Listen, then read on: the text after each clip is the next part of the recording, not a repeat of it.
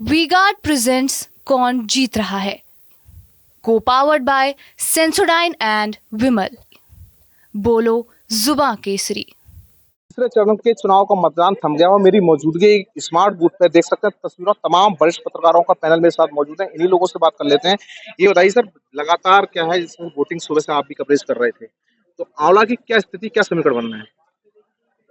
आंवला में भाजपा ने अपने 2 बार के सांसद धर्मेंद्र कश्यप जी को चुनाव मैदान में उतारा है। अब की काफी जगह पर उनका विरोध रहा है। राजपूत समाज उनके सामने बिल्कुल खुलकर विरोध में रहा। लेकिन सबसे बड़ी बात ये रही कि उनकी जो भाजपा का कोर वोटर कहा जाता था मौर्य समाज, तो गठबंधन ने मौर्य समाज का कैंडिडेट उतारकर एक उनके सामने नई चुनौती पेश की है। और जैसा कि वहां पर बसपा के जो प्रत्याशी हैं वो कहीं पर भी अपना प्रभाव छोड़ते नजर नहीं आए। ना तो उनको मुस्लिम मिल रहा है, और एससी समाज का भी वोट है जो जागरूक है, वो अपनी दिशा खुद तय कर रहा है। वो उसे लग रहा है कि बसपा जीत नहीं रही, तो वो बसपा को वही वोट कर रहा है जो कि बिल्कुल बंधा हुआ उनका वोट है। बाकी जो भी थोड़ा बसपा का जागरूक वोट है वो भी गठबंधन की तरफ और भाजपा की तरफ डाइवर्ट होता दिख रहा है। लेकिन भाजपा की तरफ 400 का जो नारा भाजपा ने दिया, जैसा कि अभी हमारे एक साथी पत्रकार ने बताया, जो 400 का नारा दिया उससे कहीं ना कहीं दलित समाज में एक मैसेज जा रहा है कि वो अम्बेडकर बाबा साहब के संविधान को बदलने की कहीं कोशिश ना करें। तो वो जो भय है भाजपा के प्रति उनका, वो उनको भाजपा को वोट डालने से रोक रहा है। तो इसलिए आंवला की जो लड़ाई है बड़ा दिलचस्प होगी, और जब ईवीएम के नतीजे सामने आएंगे तो कांटे की टक्कर है, क्योंकि धर्मेंद्र कश्यप जी बहुत पुराने खिलाड़ी हैं। अपने जीवन में एक चुनाव केवल हारे हैं, ग्राउंड से उठकर आए हैं, और इतनी जल्दी आसानी से ये नहीं मान लेना चाहिए कि वो हार जाएंगे। अच्छा, क्या माना जाए, जैसे आंवला की अगर बात कर रहे थे, बता रहे थे आंवला में क्या क्षत्रिय वोटों का बहुत वो है। जैसे पश्चिम की कुछ लड़ाई थी, क्या इस बार इसके समीकरण बने हैं यहाँ पे? हाँ, बिल्कुल सही बात है। पश्चिम से जो हवा उठी थी क्षत्रिय का विरोध की, बोला बरेली तक भी आई है, और यहाँ भी क्षत्रिय समाज जो है वो काफी हद तक गठबंधन में गया है। अब ये देखना यह है कि आने वाले समय में जब रिजल्ट आता है तो क्या स्थिति रहती अच्छा, स्थानीय मुद्दा इस बार क्या हावी रहे थे? है। स्थानीय मुद्दा यहाँ पर वही है कि छुट्टा जानवर है और बेरोजगारी है, शिक्षा है। मेन मुद्दे यहाँ पर यही रहे हैं, और जो प्रत्याशी है इस बार यहाँ के लोकल लोगों ने प्रत्याशी के ऊपर वोट दिया है, ना कि संगठन और पार्टी के ऊपर। अच्छा, क्या माना, जैसे बीच में चर्चाएं चल रही थी कि भारी प्रत्याशी हैं, क्या उसका भी कुछ फर्क पड़ेगा? नहीं, उसका कोई मेरे ख्याल से फर्क नहीं पड़ेगा, क्योंकि वहां पे जो बेस वोट है वो मौर्य है, उन्होंने वही कैंडिडेट दिया है, इसलिए मौर्य है, मुस्लिम है, यादव है, तो वो उनका गठबंधन का गणित अच्छा है। अच्छा, लग क्या रहा है, कैसे क्या फाइट है, कौन सा प्रत्याशी कमजोर दिखाई दे रहा है, कौन सा? ये तो नहीं कह सकते हैं, क्योंकि बरेली है और आंवला में दोनों प्रत्याशी मजबूत, चारों प्रत्याशी मजबूत है। टक्कर गठबंधन और भाजपा में ही है, इसलिए कहना अभी जल्दी होगा कि कौन जीतेगा कौन हारेगा। देखिए, और भी हैं। आपका पहले परिचय जान लूं, क्या परिचय है? नमस्कार, मेरा नाम पवन सक्सेना है। जिस जिस तरह से आंवला के जो समीकरण है, आज वोटिंग हुई है, आप भी ग्राउंड जीरो पे थे, क्या समीकरण बनना है और कौन सा प्रत्याशी भारी नजर दिखाई दे रहा है यहाँ पे? देखिए, आंवला के जो मौजूदा सांसद हैं धर्मेंद्र कश्यप जी, वो बहुत ज़मीन से जुड़े हुए नेता हैं, और पिछले कई सालों की लगभग उनकी 2.5 से 3 दशक की राजनीति है।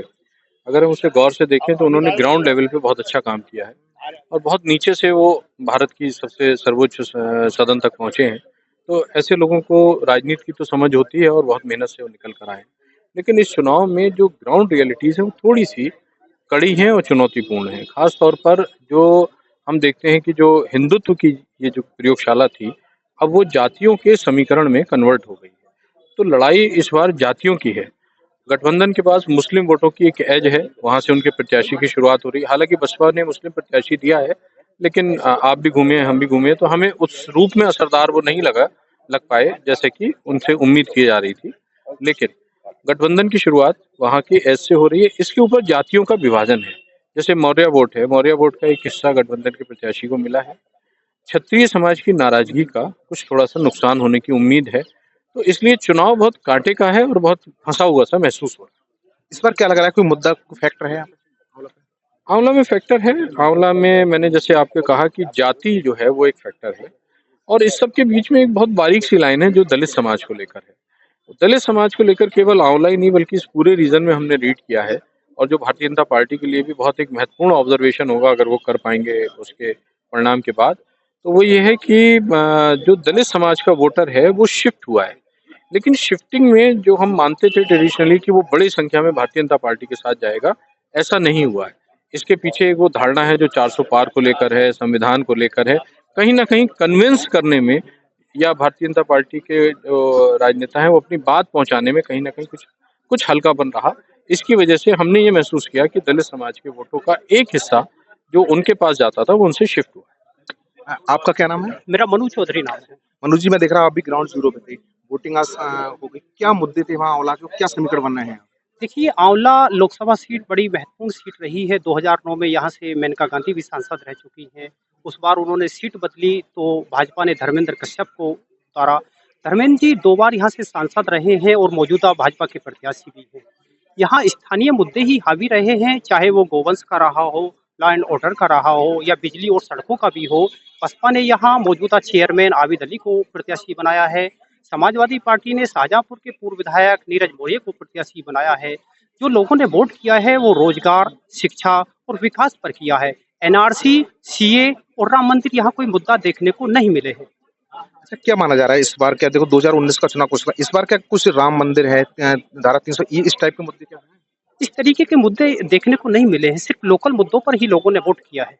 आंवला का जो चुनाव है वो बिल्कुल फंसा हुआ नजदीक लग रहा है और ऐसा नहीं कहा जा सकता कि यहाँ समाजवादी पार्टी या भाजपा ने बहुत बड़े अंतर से चुनाव में मार्जिन हासिल किया हो। बहुत नजदीकी निर्णय रहेगा।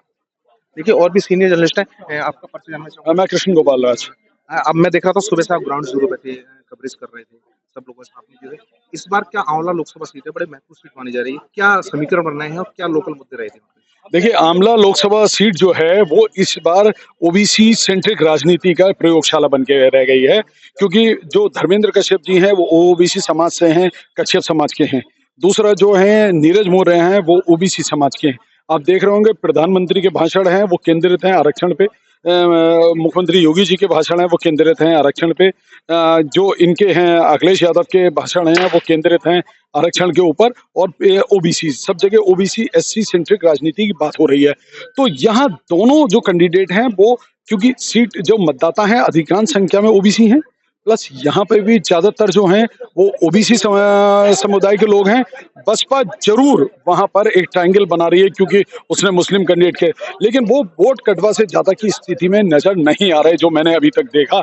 लेकिन धर्मेंद्र कश्यप की जो पहचान है वो जुझारू है, पर्सनल रिलेशनशिप बनाते हैं, लोगों के साथ जोड़ते हैं। अब वो जो पार्टी का बोर्ड भी नहीं है वो भी उनके साथ कमिटेड है। वो बोर्ड पार्टी के बोर्ड के साथ कितना उनको जोड़ के फायदा पहुंचाएगा ये तो 4 जून को पता चलेगा। लेकिन फाइट मजबूत है क्योंकि ओबीसी जो मौर्य हैं उनके साथ और जो पाल कोरी वगैरह और जो समाज है वो भी जोड़ रहे हैं, इसलिए वो भी मजबूत स्थिति में। वहाँ यादव बड़ी संख्या में, वहाँ मुसलमान बड़ी संख्या में, पाल हैं, मौर्य बहुत अच्छी संख्या में। साथ में अगर मैं बात करूं तो वहां पर और जो ओबीसी और एससी जातियां हैं वो भी काफी हैं। तो कहीं ना कहीं ये कांटे की टक्कर होने जा रही है। जिसने इस बार एससी वोट पर काबू पा लिया, जिसने उसको अपनी तरफ कर लिया, क्योंकि संविधान, आपने देखा होगा कि अखिलेश यादव जी आए थे तो अपनी जेब में संविधान की छोटी सी किताब लिए हुए थे, जिससे दलित वोट के मन में कहीं ना कहीं ये है कि कहीं संविधान वाकई तो बदलने नहीं जा रहा, क्योंकि 400 पार का जो नारा है वो एक उसमें माहौल तो बीजेपी ने बनाया था अपने लिए कि भाई उससे उसे ये फायदा होगा कि लगेगा कि उसकी टक्कर पे कोई नहीं है। लेकिन एक नेगेटिव पॉइंट इसमें ये साबित हो गया कि लोगों को, एक तो उनका वोटर उदासीन हो गया, उसे लगा कि 400 आ ही रही हैं तो मेरा एक वोट से क्या फर्क पड़े। दूसरा जो अंतर आ रहा है वो दलित के मन में ये आ गया कि कहीं दलित वोट छिटक तो नहीं आए। लेकिन धर्मेंद्र कश्यप जिनका बात है वो आदमी जमीन से जुड़ के खुद अपने बल पे राजनीति की है उस आदमी ने, तो वो कहीं ना कहीं अपने वर्चस्व को बनाए रखे, पिछले लंबे समय से बनाए हुए हैं, विधायक रहे, मंत्री रहे, 2 बार सांसद रहे। तो ये कहीं ना कहीं कांटे की टक्कर होने जा रही है और नतीजे जो हैं 4 जून का इंतजार करना पड़ेगा, उससे पहले कुछ भी कहना मुश्किल है। तो देखा तमाम जो सीनियर पत्रकारों का पैनल हमारे साथ में मौजूद था, हमने इनका साफ तौर पे यही कहना है कि जो समीकरण बन रहे थे वो एक-एक करके सारे पत्रकारों को समझाएगा। अब तो आने वाला वक्त जो 4 जून है वही पता करेगा। वीडियो जर्नलिस्ट अंश माथुर के साथ मनवीर सिंह, टीवी 9 भारतवर्ष, बरेली।